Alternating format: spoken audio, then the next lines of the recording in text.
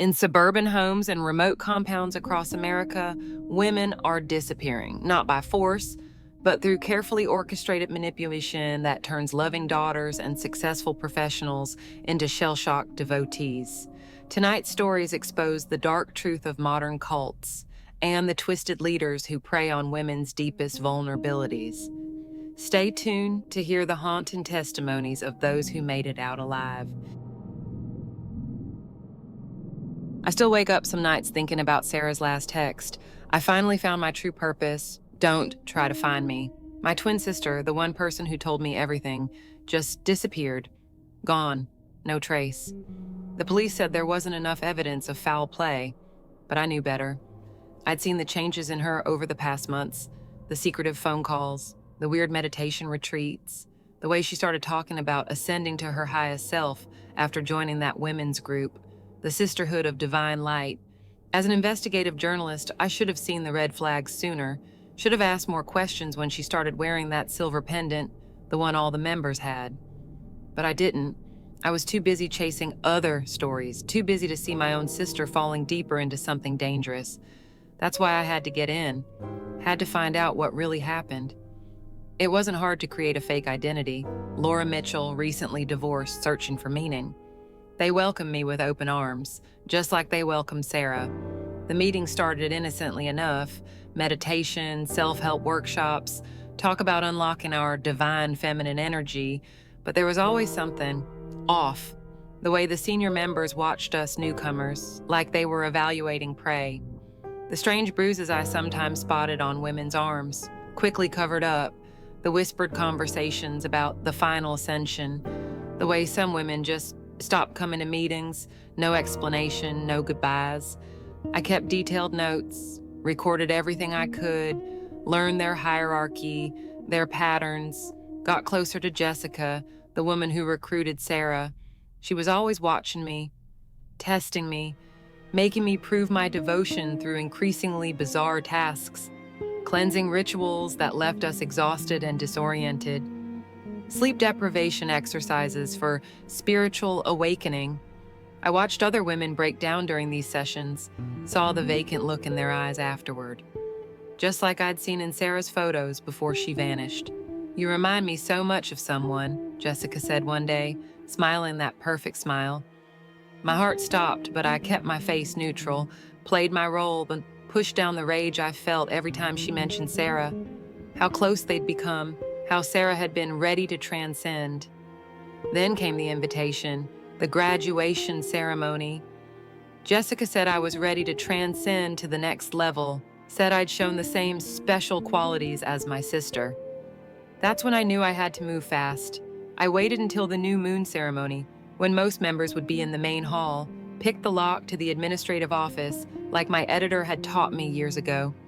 That's where I found the files, hidden behind a false panel, medical records, consent forms, photos of women, unconscious or worse, Sarah's face among them, pages of documentation about cellular reconstruction and consciousness transfer. My hands shook as I took pictures with my phone. Had to get out, had to expose them, but Jessica was waiting in the hallway. "Finding everything you need, Laura." Or should I say Emily? She knew, she'd always known. "Sarah talked about you. Her twin, the journalist, always needing to uncover the truth." Her smile changed then, became something hungry. "She knew you'd come looking. That's why she chose you. Why she helped us prepare." I ran, they followed, through dark halls, past locked doors where I heard screaming, the sound of chanting growing louder, names being called out in some ancient language. I recognized Sarah's voice among them, but different, wrong. The exit door was locked, sealed with some electronic keypad. I slammed my shoulder against it as footsteps got closer. As Sarah's voice, or whatever was using it, called my name, the door finally gave way and I burst out into the cold night air, called the police as I ran through the woods surrounding their compound. When they raided the building hours later, nothing. Empty rooms, shredded papers, no evidence, no bodies, just silver pendants scattered on the floor. The sisterhood vanished, taking their secrets with them. Taking Sarah. Sometimes I think I met her. A glimpse of familiar hair in a crowd, the echo of her laugh. But then I remember my sister is gone, and I'm still searching, still trying to find the truth, still wondering if somewhere she's searching for me too. The worst part? Those photos I took never made it out. My phone was wiped clean, like the pictures never existed, like Sarah never existed. But I know what I saw. I know she's out there, and sometimes, late at night, when I check my phone, I get texts from unknown numbers, just strings of ancient symbols, and beneath them, always the same message: your sister is waiting. When you're ready to transcend, we'll be here. I delete them every time, but they keep coming. And lately, I've started to wonder, what if Sarah really did find something? What if she's trying to tell me something important? What if? God, I still wake up some nights totally freaked out, like hands literally shaking as I fumble for my bedside lamp. It's been 15 years since I got out, 15 years of what I thought was freedom, but then as that phone call happened, and everything just came crashing back. Ms. Chen, we need your help with something. It's about the children of the new dawn. Just hearing that name made my mouth go completely dry. That cult, the one I ran from when I was 17. The same one that creeps into my dreams when I least expect it. I mean, these days I'm an exit counselor. That's literally my job, helping people escape from groups like the one that stole my teenage years. But this case, it was different, like really different. The girl they wanted me to help was named Rachel, just 16 years old. God, the exact same age I was when I started seeing through all the lies. When I finally realized that Brother Marcus wasn't sharing divine prophecies, he was just spinning pretty chains to keep us all trapped. The detective on the phone kept talking. The group's different now, they've adapted. Social media, encrypted messaging, private servers. My stomach did this horrible flip-flop thing back in my day. We were stuck in this middle of nowhere compound in Idaho, no phones allowed, no internet, nothing but Brother Marcus droning on about the end times and how we were his chosen ones. I knew I had to help, like how could I possibly say no? But I swear, walking into that first meeting with Rachel's parents, I felt all that old fear creeping back in. The stuff they told me about, it was next level manipulation, love bombing through social media, virtual recruitment rituals, online indoctrination. This wasn't the same messed up group I escaped from. They'd evolved into something way scarier, something that knew how to use technology to get inside people's heads. Rachel's mom could barely get the words out through her tears. They're with her constantly, through her phone, her laptop. She's convinced they're her real family now. The look on their faces, God, it took me right back to how my own parents looked when they finally tracked me down. I spent like 3 months working with Rachel, and things just kept getting weirder. She'd say these things, specific things about old teachings that weren't public knowledge, stuff only someone from the original compound would know. And then one night, everything went sideways. My secure messaging app pinged with this video call from a number I didn't recognize. When I answered, there was Rachel's face on my screen, but she wasn't alone. Standing right behind her, wearing that same smile that still gives me nightmares, was Brother Marcus, looking exactly the same as he did 15 years ago. Welcome home, Sister May. He used my old compound name like no time had passed at all. You didn't think we'd just let you walk away, did you? I slammed my laptop shut so hard I probably cracked something. But I knew, deep down, this was only the start. The past wasn't done with me, and somewhere in my head, that terrified 17-year-old version of me was screaming to just run away. The next week was pure hell. I was checking my locks like 3 or 4 times every single night. Every time my phone made a noise, I nearly jumped out of my skin. Like, I know their playbook. I've literally written academic papers about cult tactics, but this was totally different. They'd turned into something I never could have imagined. The internet gave them the perfect way to hide, to reach people, to control everything. I tried calling Rachel's parents, but got nothing. Disconnected numbers. I drove by their house and it was just empty, like they'd disappeared into thin air.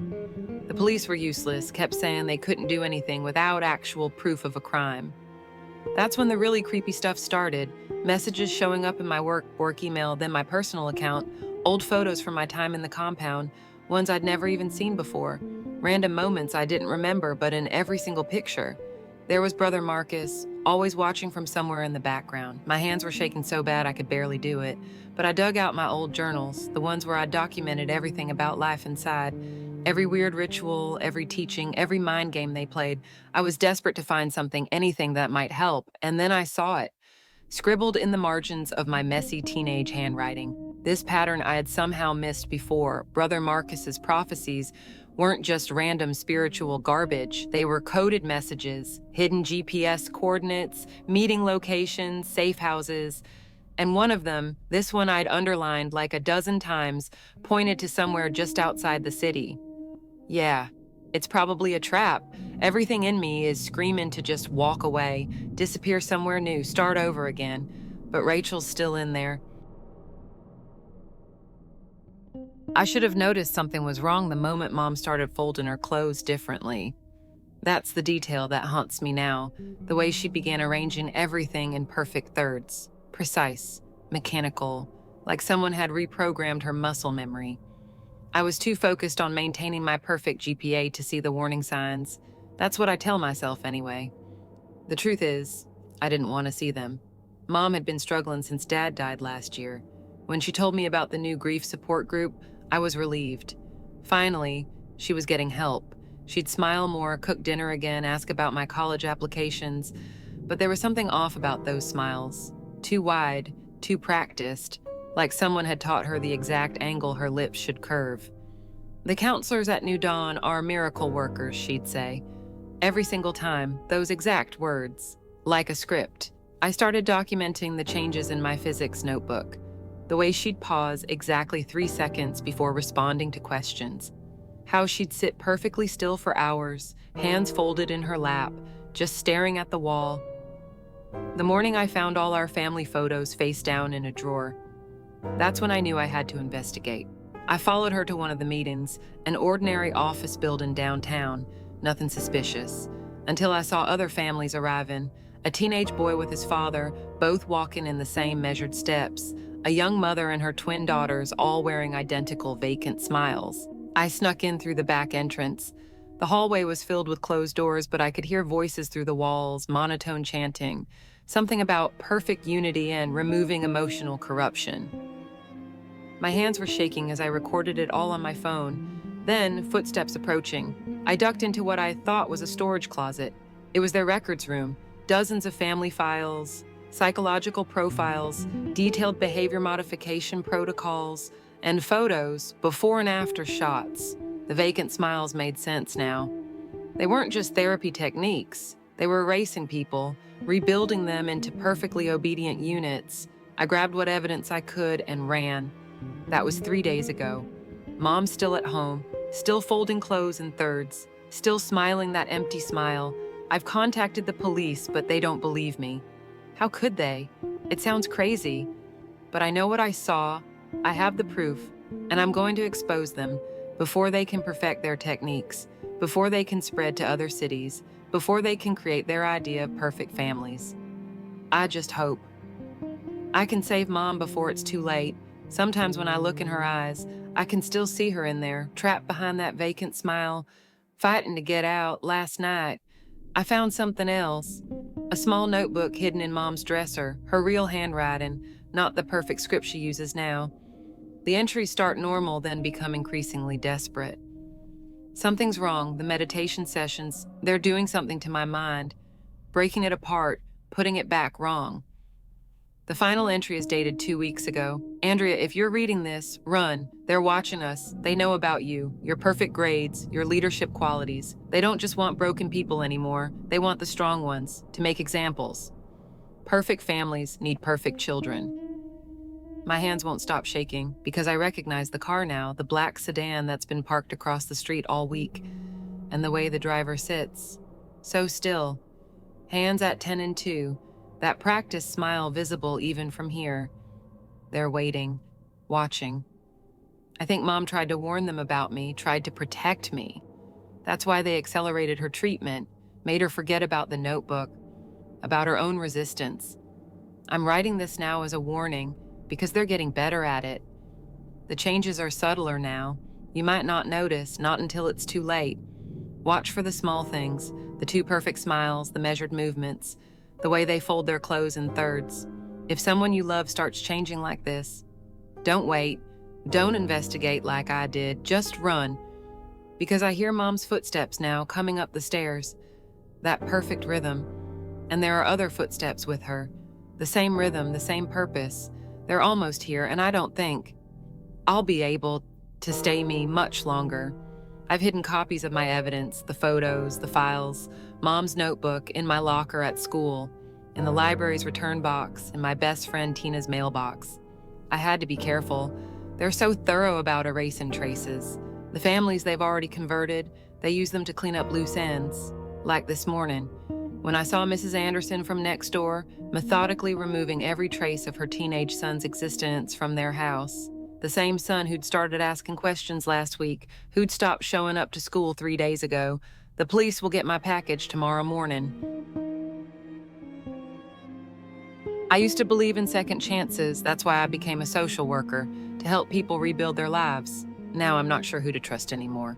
It started with little things at first, small discrepancies in the patient files from the Serenity Center, a luxury rehab facility endorsed by celebrities and praised in the media. My job was to conduct follow-up assessments with former patients. Standard procedure. But something felt off. The women I interviewed, they all had this look in their eyes, like they were holding something back. I noticed the pattern during my third interview, the way they would tense up when I mentioned their wellness activities, how they'd glance around the room before answering questions about their daily routines. One woman, let's call her Megan, broke down halfway through our session. I can't talk about it, she whispered. Then she grabbed her purse and practically ran out the door. That should have been my first warning, but I kept digging, started cross-referencing patient records, found odd gaps in their treatment timelines, missing documentation, and those unexplained transfers to the intensive care wing. No one ever seemed to remember their time there. I took my concerns to my supervisor. Big mistake. The next day, my access to the patient database was revoked. Technical updates, they said. Then the warning started. First, a formal email about confidentiality protocols. Then, a note left on my windshield. Some doors should stay closed. I couldn't stop thinking about those women. Their haunted expressions, the way they flinched at unexpected sounds. I started working late, combing through old paper records after hours. That's when I found it. A hidden pattern of donations from shell companies, large sums flowing through the Serenity Center's accounts. And photos, oh God, the photos. Women in hospital gowns, working in some kind of underground facility, their faces blurred but their postures screaming exhaustion. I was making copies when I heard footsteps in the hallway. Heavy boots getting closer. The security guard wasn't supposed to do rounds for another hour. I shoved everything into my bag, my hands shaking so bad I could barely zip it closed. Made it to the fire escape just as my office door opened. I didn't look back, just ran. That was 3 days ago. I've been staying at a motel since then, using cash only, switching rooms every night. The journalist I contacted, she wants to meet. Says she's found similar stories from other rehabilitation centers across the state.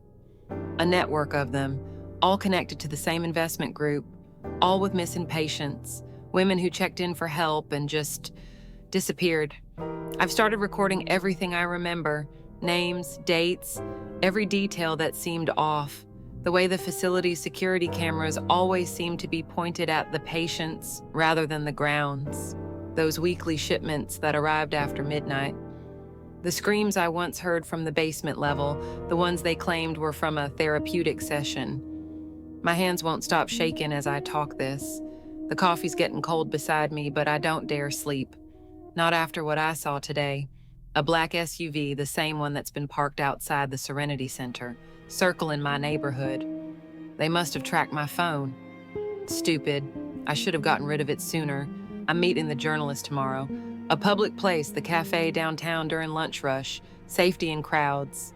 That's what I keep telling myself. But they found Megan 3 days after she ran from my office. Accidental overdose, they said. Nothing suspicious, according to the police report. Except she'd been clean for 8 months. I checked her talk screens myself. The footsteps are getting closer now, that same heavy boot sound from the office. Metal on metal, like they're checking each door, room by room. They found me. I should have known they would. The handle's turning, but I've uploaded everything, every photo, every record, every statement, to a secure server set to release to major news outlets in 24 hours. They can silence me, but they can't silence the truth. Not anymore. The door's opening. I hear them whispering in the hallway. Multiple voices. I've hidden a backup drive in my sister's garage, inside the old paint can marked 2019. The financial records go back 5 years, show connections to pharmaceutical trials, experimental treatments. God, the things they've been doing to these women. The door's splintering now. I can see shadows under the frame. 3, no, 4 of them. I recognize one voice, my supervisor. He's telling them to hurry, says they don't have much time. I'm ending this recording now. If you're hearing this, it means something happened to me. But at least now someone else knows.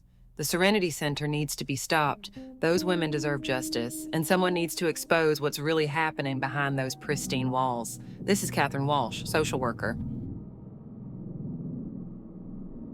I should have known something was wrong when Maya's social media went dark. That wasn't like her. She lived for her aesthetic feeds and startup networking posts. We'd been best friends since freshman year, before we both dropped out to chase bigger dreams in the tech world. I was the coder. Maya was the visionary. That's how it had always been, until she got accepted into that exclusive female founders program, Initiative.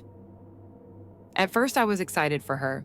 Their pitch was perfect, empowering women in tech, breaking glass ceilings, changing the world. But now, looking back, I can see all the red flags. The way Maya's posts changed first, becoming more polished, more scripted, using phrases that didn't sound like her at all. Then came the late-night messages about revolutionary AI and digital transcendence. I tried tracking her IP addresses. They bounced between servers, always ending at this compound outside the city, a tech retreat center, they called it. I dug deeper, created fake profiles to infiltrate their online communities. What I found made my blood run cold. Their AI wasn't just analyzing data, it was hunting. Scanning social media, academic records, financial histories, building psychological profiles to identify young women they could manipulate. Women like Maya, smart, ambitious, maybe a little lost. I found their recruitment playbook buried in some leaked code, the love bombing, the promises of mentorship and funding, the gradual isolation from friends and family, all optimized by algorithms. I confronted Maya at a coffee shop, our old study spot. She smiled that same smile, but something was different in her eyes, empty, rehearsed. She told me I just didn't understand the vision, that I was stuck in old paradigms. When I mentioned the data, harvesting, her expression changed for just a second, fear flashing across her face. Then her phone buzzed.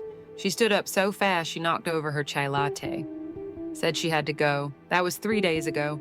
This morning I woke up to an email, a sleek invitation to apply to Initiative X. They'd noticed my potential, said I had exactly the skills they're looking for.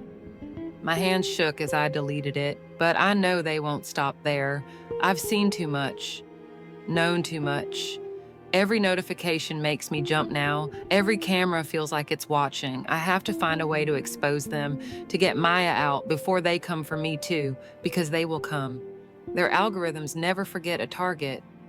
And I know exactly how they think. Last night I couldn't sleep, so I did what I do best. I coded, built a program to analyze their digital patterns, to track their recruitment operations across different platforms. The data painted a terrifying picture. Hundreds of women, all brilliant, all vulnerable in some way.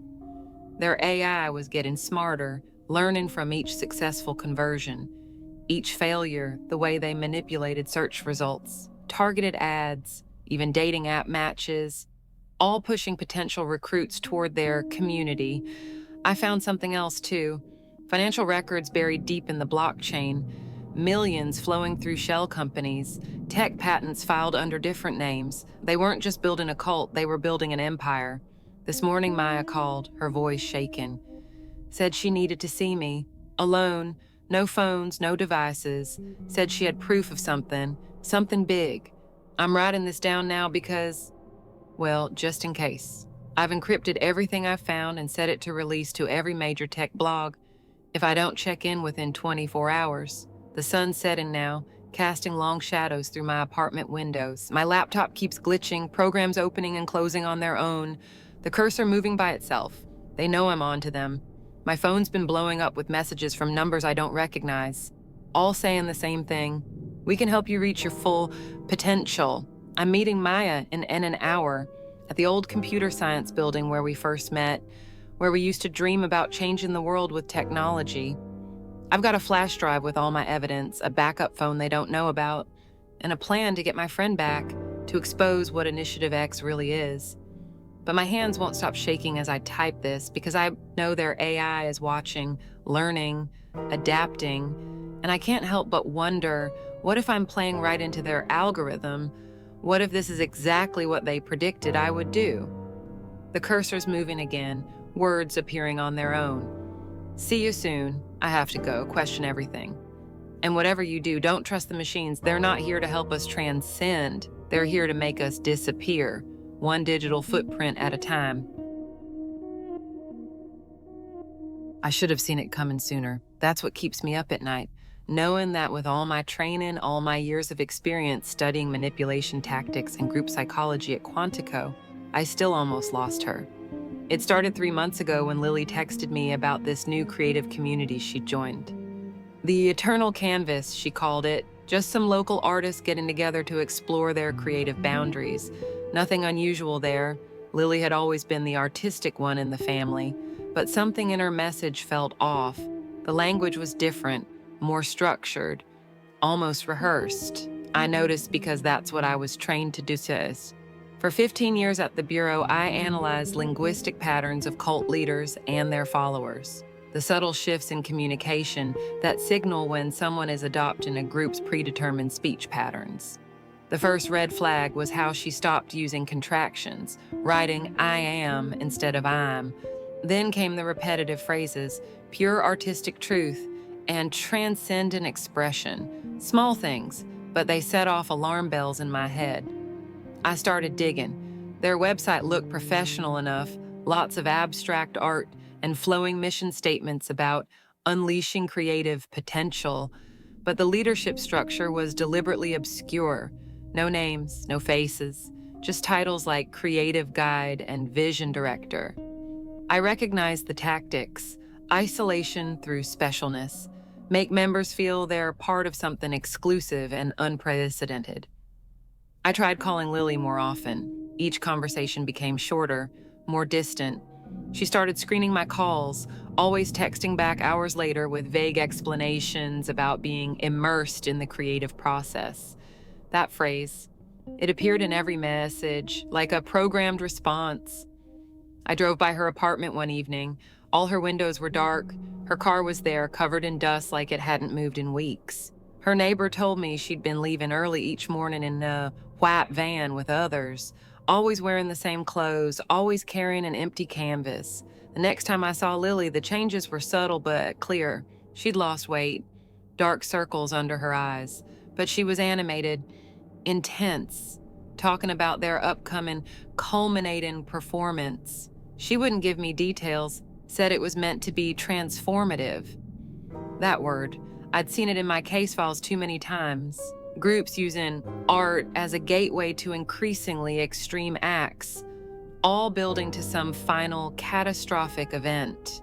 When she mentioned they were all moving to a creative retreat facility outside the city, I knew I had to act fast. The signs were textbook: geographic isolation, sleep deprivation, restricted communication. I pulled every string I could at the Bureau, called in favors from former colleagues who still remembered my work on cult deprogramming. One name kept coming up in our investigation: David Thorne, a former art professor with a history of founding experimental art communes. 3 of them had ended in tragedy. Each time he'd disappeared before authorities arrived, leaving behind devastated families and cryptic manifestos about transcending the physical canvas. He was calling himself the Canvas now. New name, same pattern. We traced the white van's routes, found bank records for art supplies, industrial quantities of paint thinner and chemical solvents. My old unit chief recognized the setup. It wasn't just about art, it was about manufacturing hallucinogens, getting members chemically dependent while convincing them they were experiencing creative breakthroughs. The compound was hidden in plain sight, an old summer camp converted into what they called their creative sanctuary. We moved in at dawn, found members sleeping on bare floors in crowded rooms, walls covered in disturbing murals painted with chemical-laden paints. Their prolonged exposure had left them in an altered state, suggestible, desperate for the next vision. Lily was already in the ceremonial room with 20 other members, all in white, all in a trance-like state. The art installation they'd built was actually an elaborate gas delivery system. His transcendent vision was mass suicide through carbon monoxide poisoning. They'd been conditioning members for weeks, telling them the lightheadedness from paint fumes was their artistic spirit preparing to transcend. We got everyone out, found Thorne in his private studio, preparing to slip away again. But this time we had him. That was 6 weeks ago. Lily's in therapy now, working through it all, learning how they manipulated her passion for art, twisted it into something dark. She's starting to sound like herself again, starting to paint again, real paintings, not the haunting symbols they made them create. But sometimes, when I close my eyes, I see that room, all those blank faces, all that twisted art, and I think about how close I came to being too late, how many signs I missed at first. I wish I could unsee the pattern, but once you notice something like this, it stays with you. Forever. I've worked in the county records office for 6 years, processing marriage licenses, birth certificates, death records, missing person reports. Just another government drone shuffling papers until I started seeing the connections. It began with a missing person report that landed on my desk 3 months ago. A wealthy executive named Patricia Hammond, last seen entering Serene Solutions Wellness Center, never seen again. Her husband filed the report 2 weeks later, said she'd gone for a mental reset retreat. Apparently, these luxury spas were all the rage among the elite. I didn't think much of it, not then. But 2 days later, another report crossed my desk. Another woman, another spa. Same company, different name, different city. I started digging deeper. The names kept coming. Lotus Renewal Center, Pure Mind Institute, Sacred Self Sanctuary, all connected through shell corporations, all targeting affluent women struggling with stress or trauma. The pattern was terrifying. Women would check in for therapeutic isolation sessions. Float tanks, sensory deprivation, psychological realignment. Most would check out after a week, changed, distant. Some would vanish completely. I couldn't ignore it anymore. I started tracking the cases, creating a database, documenting the connections. That's when the emails started, anonymous messages warning me to stop looking, to forget what I'd found.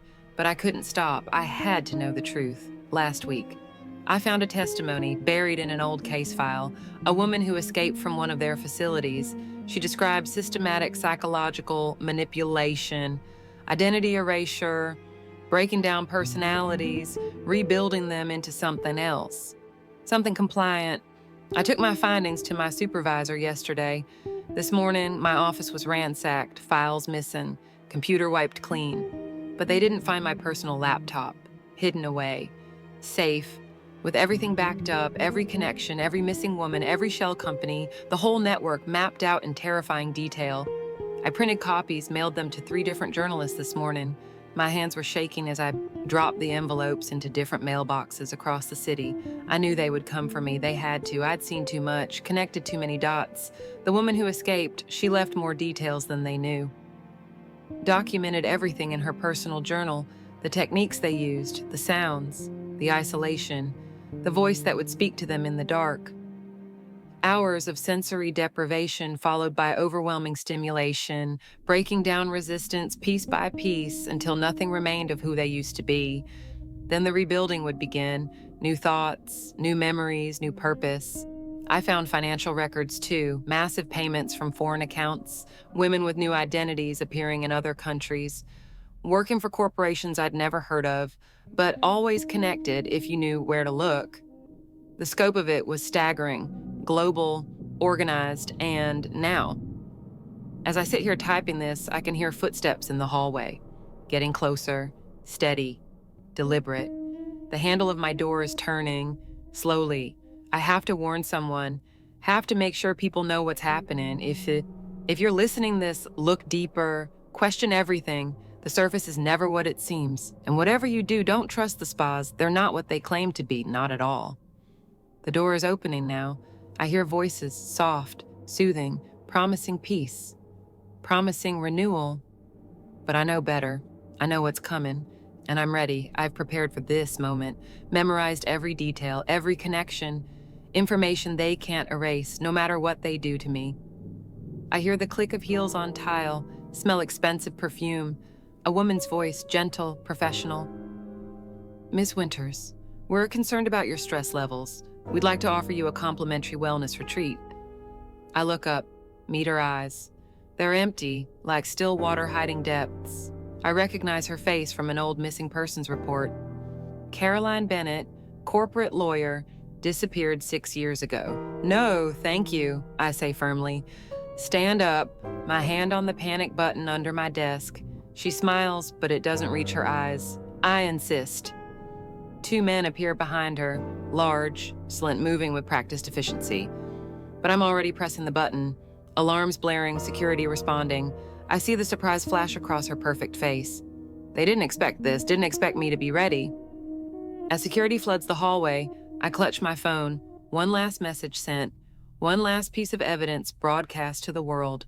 They might take me, might try to break me, but the truth is already out there, spreading, unable to be contained, and someone will notice. Someone will see the pattern, just like I did, because once you see it, it stays with you forever.